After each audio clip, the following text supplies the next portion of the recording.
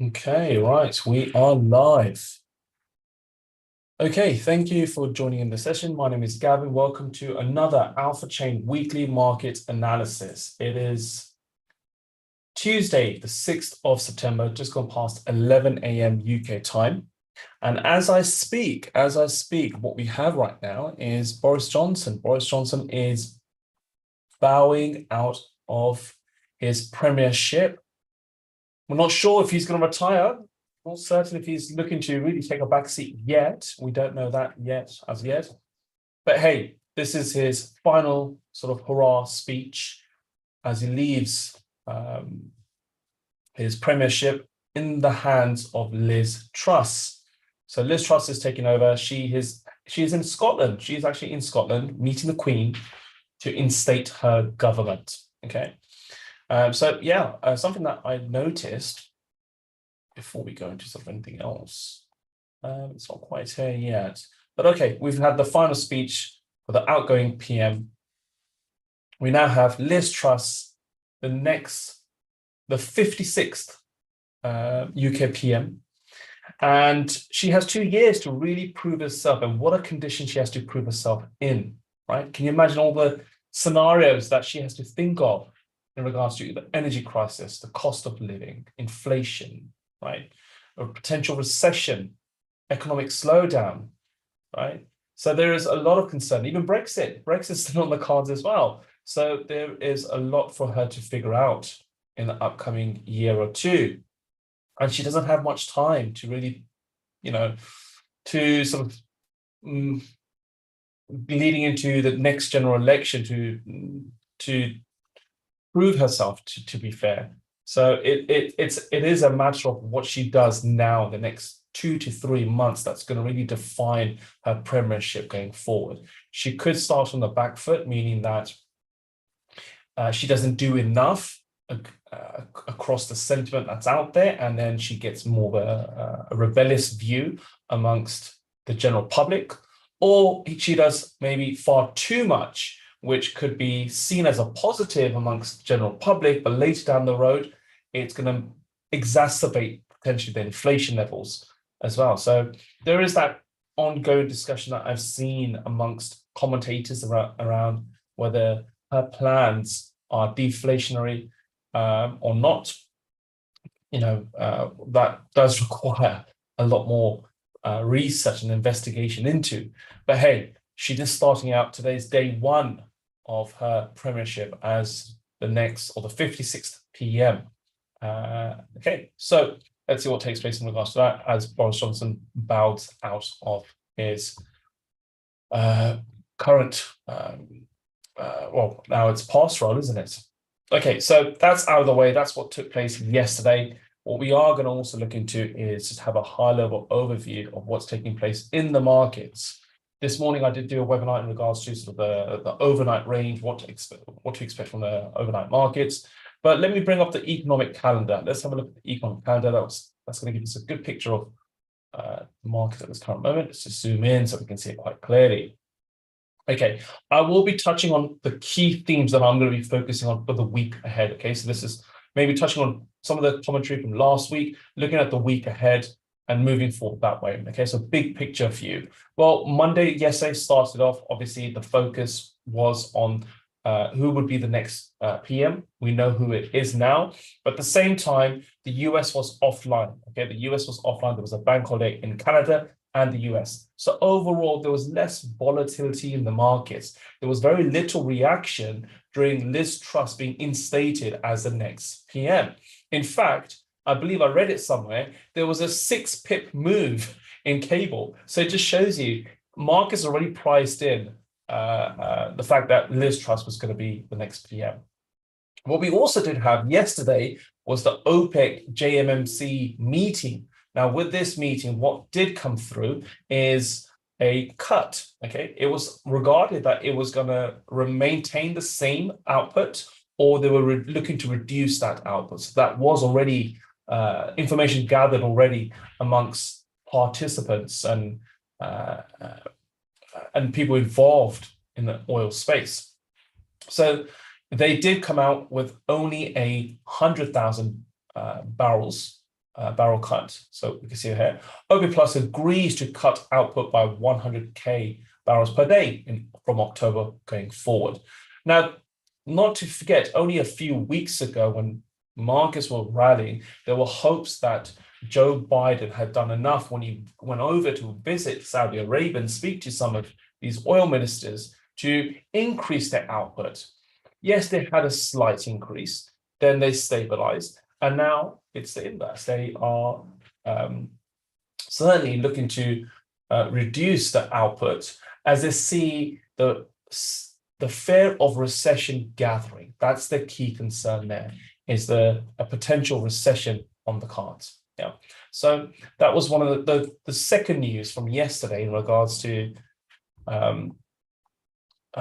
high impact data. Okay, even though most of the day was low impact news. Something else that you must also consider is PMI. PMI data is an important one. Okay, so we had mostly services PMI. Okay, now a couple of months ago, the likes of Italy, Spain, France, were seeing a decent tourism boost through the services channel of their economies. However, the recent hot weather has proved to be somewhat of a double-edged sword, with the forest fires across Europe, along with reports of widespread travel disruption, starting to act as a drag in the service sector. So they didn't come out quite in line as what markets expected. Okay, so if you look at the Euro final services PMI, it came in below the 50 handle. Now, anything above 50 is expansionary, below 50 is contractionary. So it came in at 49.8. Okay. And that's it, really. We did have an MPC member man speak. There was a speech there, but again, that wasn't highly regarded, not really focused on at that moment. Coming into today's session, well, overnight, we did have the RBA with their rate decision, and they had raised their rates by 50 basis points. Now they've gone up to 2.35%. Okay. And that is pretty much in line with the market, what they had forecasted. But do note, that alone is not what drove market action. Actually, there's very little market action. It's very muted. But what we did gather from the press conference, okay, from the statement itself, not the press conference, the statement, is that they are going to be a little bit more data dependent. Okay, so they have concerns about what's taking place with inflation levels around the world. Clearly, that's the same message across all central banks at this moment. They're also concerned about Russia and Ukraine. Yes, we know that already. But what they are concerned about is another lockdown and restrictions occurring in China. And also the focus now shifting about heading into a recession is also a key concern for the RBA. So they are likely to move to a little bit more of a neutral stance rather than extremely hawkish, right? So switching over to more of a neutral stance and looking to be a little bit more data dependent. Okay, this afternoon, we do have, again, services PMI, but from the US. Okay, that's the one that's going to be focused on, is the US services PMI this afternoon. Going into the Wednesday, we have GDP quarter-to-quarter from Australia. We do have a few more indicators such as USD denominated trade balance and trade balance from China. And then at 10 a.m., we have monetary policy report hearing from the UK. But I think what is going to be in focus is, of course, the rate decision by the Bank of Canada. Okay, so again, we're looking at another rate hike, and is forecasted at a 75 basis point rate hike could be on the cards. Okay, so that's a very big rate hike that we're expecting. It could be even as large as 1.5%. So the markets are pricing in something from 75 to 1.5%. I think the average is around 100 basis points is expected. So let's see what takes place in this. It just seems that the Bank of Canada are really aggressively looking to hike rates at this moment in time. So wages are already rising at an average of 5.4%. Their inflation level, the headline CPI rate, is at 7.6%, so not as high as the US or the UK. And And that is down from a previous recent hike of 8.1%. Okay, so I believe that they can be a little bit more responsive, a little bit more aggressive in raising rates just to mitigate the sort of current inflation levels if they are able to do so. So we'll hear more in regards to that in tomorrow's session. We do have some speeches, and it's very important, especially now with the inflation theme, everything that's taken place at Jackson Hole, and the most recent commentary that we've heard, especially from the Fed members. You must continue to listen in on Fed members and see how are they coming across, right? That's what we're looking to review, is the tonality. Now, if they come across more hawkish or equally hawkish, that gives you signs that the focus is on inflation entirely, right? So yeah, that's what you want to look into. Something for maybe the weekend for you to do is to read through the beige book. Now, this is a great indication of each Fed state in their views of what the current situation is, the current economic condition is. So beige book is a great guide to read. It's a bit of a big guide, but certainly it's something that you could look to do over the weekend. Heading into the Thursday. Now, Thursday is going to be focused in one particular area, which is the ECB press conference. Okay, now that's where the focus is going to be. Now, with that, it is now widely expected that the European Central Bank would increase their rates by 50 basis points this week. Right? This is now pushing the headline rate into positive territory for the first time since 2014. Yeah? And this follows in the footsteps of the 50 basis point we saw in July, which was already higher than expected, and saw the ECB unveil its new transmission protection instrument, right, for that anti-fragmentation tool that they're looking to implement to mitigate the risk that we see in regards to GDP to debt ratios of some of the other nations within the Euro bloc, right, the EU bloc. So yeah, there is a concern that we could see a debt crisis amongst some countries within the EU. But at the same time, with this new tool in place, that might mitigate some of that risk, and they can continue to raise rates at a more of a rapid pace, even though they are behind the curve, if you think about it, in consideration to other nations. Yeah. So we have the ECB there. Natural gas storage, well, gas is a very important information at this moment, right? So reviewing on the Wednesday, is this Wednesday? No, this is Thursday. So it's a day late because we had a bank holiday in the US. So the natural gas storage usually is released on Wednesdays. It's going to be released on the Thursday due to the bank holiday, and so is crude oil inventory. So we'll have more information there. It's seen as low tiered or tier one, but hey, this is an area that you should focus on as well. Okay. End of the week, we're going to close the week with employment data from Canada. Okay, and this comes after we have a potential very large rate hike expected this week. So let's see if that has any impact in the employment rate. Unemployment rate is 4.9%. Expected to be 5%. So there is going to be a slight tick to the upside. Something else of worth noting down is in China, we're going to have the CPI and PPI year-on-year figures as well. Now, most of this is a little bit lagging, okay, because it's year-on-year data. You can quickly accumulate that information from a month-to-month view, right? So this might be lagging information, but it's a good review of the inflation in China, considering everything that's going on.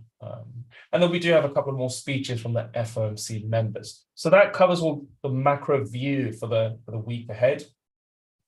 Now, when it comes to any other data or anything else that you need to be aware of, what I have noted down is the Apple event, which takes place every September, is going to begin, I believe, tomorrow, the 7th. Okay, so despite we've seen this bearish narrative around some parts of the US market, Apple's share price is actually holding quite well. So if we just bring that up, actually.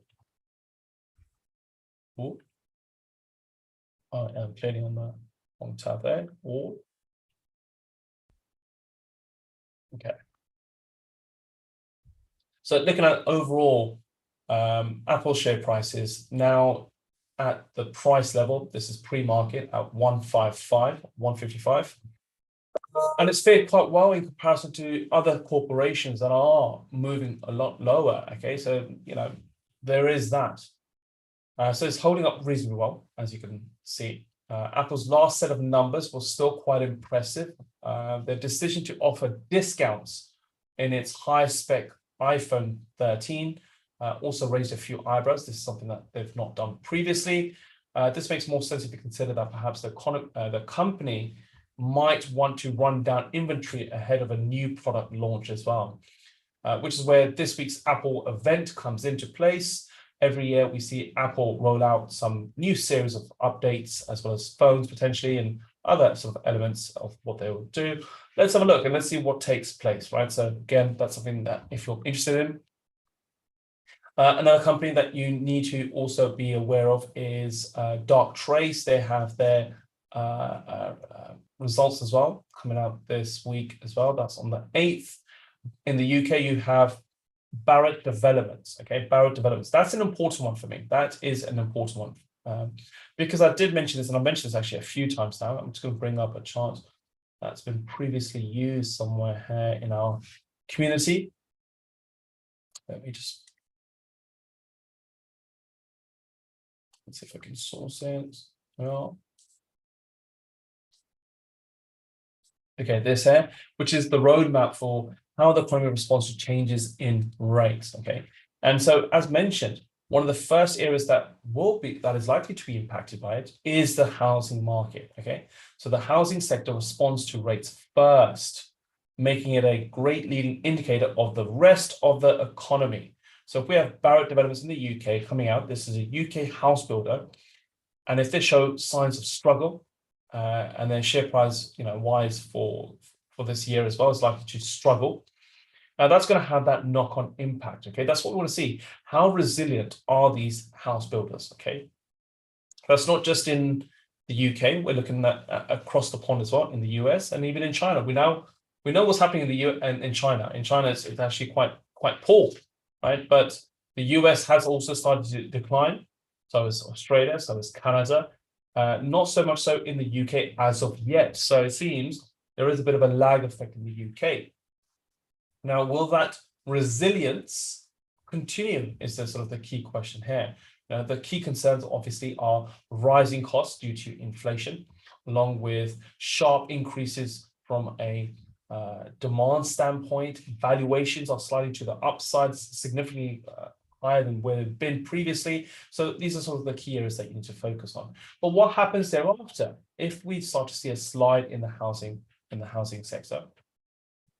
Then the next will be is new orders. Okay, so that's what we likely to see is if there are clearly signs of weakening in the housing market, there's going to be less orders placed. Okay, if there's less orders placed, they're going to see profits slow down. If profits begin to slow down, then that's where you start to see employment levels being affected by this. Okay, so that's the sort of the stages in reaction that we're expecting to occur, but has not yet occurred. So we're still in the early stages. We are still very early in this stage of a hair. Okay, so moving that away. So yeah, so we spoke about Barrett Developments.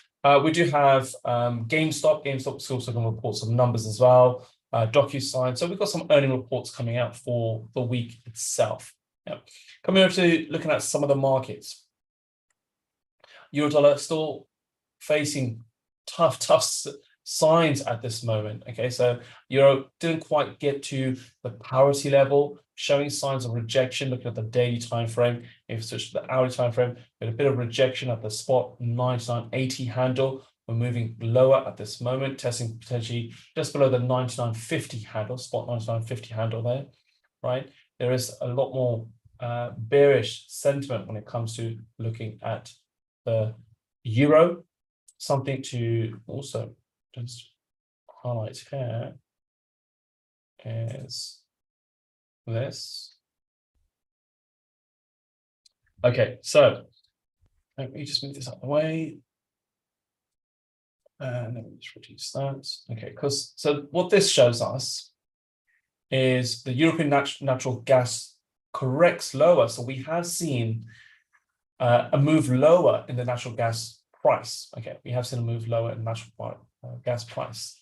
But is that enough is the key question. Clearly not, right? And again, it's similar to that inflation question. Are we just seeing a bit of a correction in the overall trend direction? Are we going to see the next leg higher sometime soon? We've seen these types of sharp volatility occurring, and that's another sort of volatile corrective move. But we could see another sharp leg higher, especially with what's taking place with Nord Stream 1 being offline longer than anticipated. And what will the EU do in the upcoming meetings that they have in regards to, sanctions and stimulus and managing the energy reserve levels in the Euro region? And this is clearly having a significant impact in the euro. This is euro dollar. This is euro dollar flipped. Okay, it's inverted. It's inverted. So this is showing it sort of on an inversion level. So clearly there is a lot of weakness in the euro, significant weakness in the euro. And that's going in line, is correlated to the natural gas price, even though natural gas is a lot more volatile than the euro is. Okay. So come back over to, and that's why we're likely to continue to see pessimism in the euro market, in the euro dollar. In addition to that, dollar index has clearly been the clear winner for some time now. And just seeing where we are at this current moment, there has been some rejection around the 110 handle. We could see some corrective moves taking place. Now, what we're looking for is the stoking effect from Fed members. If we start to see that they are beginning to become a little bit more aggressive in raising rates, and it's already priced in that the Fed are likely to raise rates by 75 basis points at the next meeting, which is next week, I believe. So, and it's coming up very soon. But naturally, the view should be around the ECB. Something to note is, how will the euro react with the ECB? Okay, with the rate decision with the ECB, and that is partially the reason we're seeing potentially euro at this current moment stabilizing and mostly moving sideways. We could see a bit of a push back above the parity level if the ECB come in more hawkish than anticipated. I don't think it will be more in regards to the rate decision itself. It's more about Christine Lagarde's speech, her press conference, and how she conveys certain messages around the areas that traders will be looking at. Okay, so pound is off to a great start so far. The pound is off the floor around the 114.50 handle. It's testing those prior resistance level. It did snap through it. It did break through it. But it's looking to snap back in again within the range. So it's testing around the 116 handle. Do note round numbers. When I look at round numbers, I look at double O's and 50s, double O's and 50s. Okay, so 114.50, 116. These are important turning points in price action. Okay, so do look to put in psychological numbers as part of your process of understanding market analysis and understanding potential areas of reversal.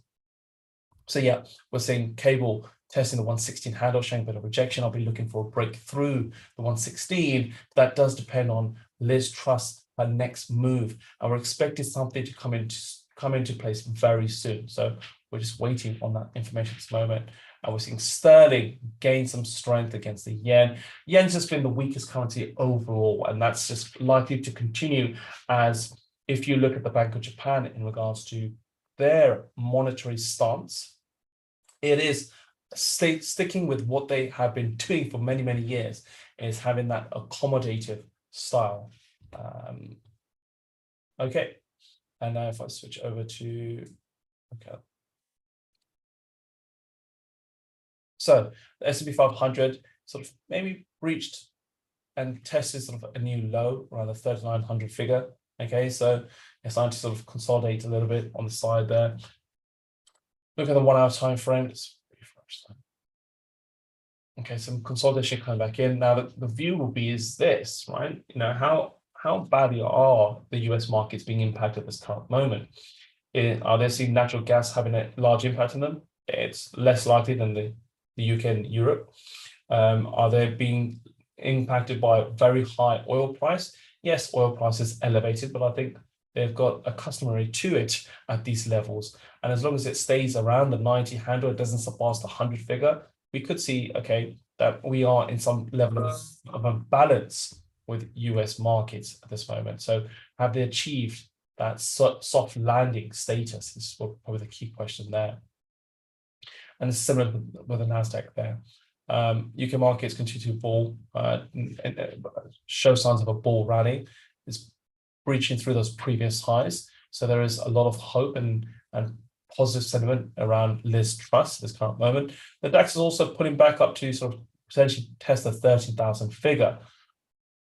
Crude oil so far this morning, we've seen a bit of a move lower. Okay, now this could be, we could be seeing that the US market beginning to become a little bit more active, coming back to the trading desks, seeing that we're gonna the recession fears and what's happening in China, all that type of news that's come over from the weekend, and trying to price in where we could see price of the price of oil.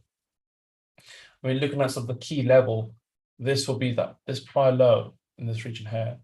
Okay, apply support level down there. That's the extreme low, which is 86.21. Okay, 86.21. So yeah, clearly the market is concerned about a potential recession, global recession. Secondly, we've seen what's taking place in China in regards to COVID restrictions and further stimuluses to apply from an economic standpoint, which is having minimal impact really. And then the concern key here will be is markets really are disregarding 100,000 barrels per day cut as not much of a cut either. You know, we've seen them raise it by this amount and then cut it back to where they were previously. So really, it's unchanged if you think about it in the last 3 to 6 months, right? And then heading over to gold, we're seeing in gold. Now that continues to slide to the downside, testing the lows of 1700, so got to a low of 1690. Bit of consolidation stepped into place there. The trend is lower. We could potentially see a retest back to these lows here. Now, gold hasn't been trading quite well at all. I think largely it's down to the dollar strength. Okay, that's the view that you've got to gauge. Is look at the dollar strength that we've seen up until now. If the dollar begins to peak and move sideways, actually moves a little bit lower, then we could see a bit more impetus in the price of gold. What you also want to look for is fear and panic in the markets. When that happens, you could see intraday bullish moves in the price of gold. So that's a great roundup, guys. That's a great roundup of all the markets that we've just reviewed here. We might touch on actually on Bitcoin and ETH. Now, we have the ETH merge taking place very soon. That's on the cards at this moment. Now, what we've seen is a bit of a corrective move. We've seen a corrective move. We had a bit of a bull run. Okay, so that bull run started. It began from the 13th of July. So from the 13th of July, a bull run in the price of ETH, testing up to sort of the high. So around the 1,000 mark or $1,000 mark, going on to sort of doubling almost to 2,000 and just above 2,000. From that point onwards, breaking some of these prior support level lows, made a new low, testing around the 1,500 figure, a retest or a pullback, and then a break lower, and now we're consolidating, mostly moving sideways. It seems that the market is balanced in this price region at this current moment. Looking at Bitcoin, it's not faring so well here either. Again, coming back to a very pivotal round number, the 20,000 figure. So we're just trading below the 20,000 figure. But what you should be looking for is to break through this low here. Such an important figure. Look at the price action that you have here. So apply a support level and wait to see if you have a breakthrough it. Do set up price alerts. But at this moment, we're stabilizing. It's holding still. It's waiting for more information to come into place into the market. Now, with the crypto space, you need to be mindful of risk on and risk off factors. Okay, so it's certainly being attributed to the recent risk on moves that we've seen in the markets. And that's why we've seen that bull run taking place in the months of July and August. The question is are we going to see that follow through, right? Is that likely to follow through? And something that I did share with some of the guys, hang on, let me just try and see if I can source that image. it is an image that gives us a quick view on two areas. I'm just going to take a quick snippet on it. So there.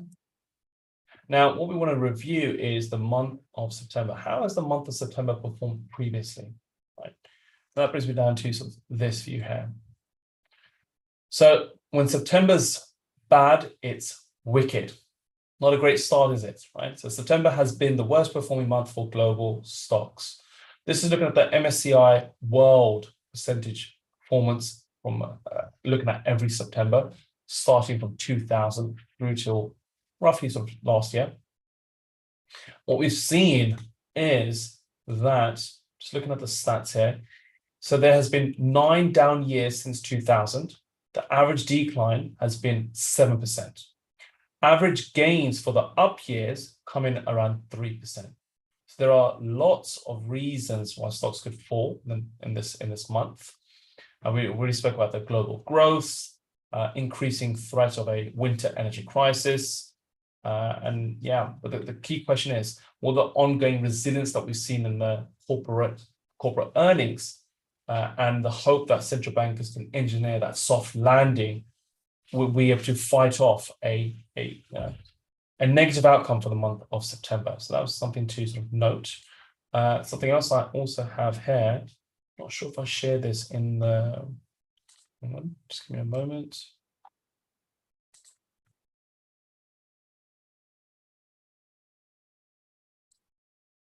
I'll just close this. Is the Buffett indicator. Yeah. So this is an indicator coined by Buffett. It's a value indicator. Okay, it's showing me the valuations and when they are extremes in percentages. Okay, so currently you look at where it sits. Yeah, this indicator sits just shy of 170%, and on its own doesn't mean much, right? That number, right? But if you compare it to previously, a historical context, it clearly shows you how elevated markets are at this moment from a valuation standpoint. Okay, so there is a due correction. The question is that correction take place now or not, right? So you can go as far back as 1995, where we had the initial dot-com bubble, and that was the sort of high reached there around the 130, 140%. You know, the global financial crisis of 2009 with a significant drop in the valuation. We didn't see a high amount of valuation with the global financial crisis, right? Now, this came in with a dot-com bubble, right? That new tech space and so on, right? The likes of Amazon and so on. But the global financial crisis was a credit crunch, right? A credit crisis that impacted banking and property markets. And, you know, this is where we've been, right? And we've seen the early pandemic 2020, so that sharp drop lower, that V formation pattern occurring. And this is where we are at this moment. So we had in the late 2021, almost a high of nearly 200%. Okay, and so this is market cap to GDP ratio, right? And it's retraced around the 170%. So valuations are still elevated. So there are still risks abound. Okay, fantastic. That completes this weekly market analysis. Hopefully you've enjoyed this session. Now I'll end the recording and do a Q&A session with our members. Let's give